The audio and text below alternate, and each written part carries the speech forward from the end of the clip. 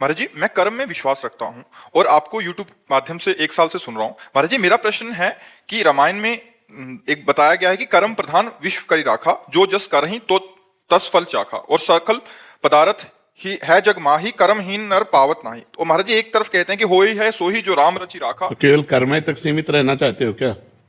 सत्कर्म करना है, भगवत कर्म करना है, भगवान के अधीन होकर के कर्म करना है, श्री कृष्ण अनुकूलेन कर्म करना है, प्रतिकूल से विसर्जनम करना है, भजन करना है, परोपकार करना है, माता पिता की सेवा करनी है, पुत्र परिवार आदि का पालन करना है, और ये सब कर्म भगवान को अर्पित करके भगवत प्राप्ति करनी है। बिना कर्म किए कोई एक क्षण भी नहीं रह सकता। तो सब कर्म कर रहे हैं, शुभ कर्म बन रहे हैं, अशुभ कर्म बन रहे हैं, शुभ का फल सुख मिल रहा है, अशुभ का फल दुख मिल रहा है, दुख सुख की इसी पचड़े में सब फंसे हुए हैं। तो को मानव देह इसी के लिए मिला है क्या? केवल कर्म करते हुए सुख और दुख का भोग करना।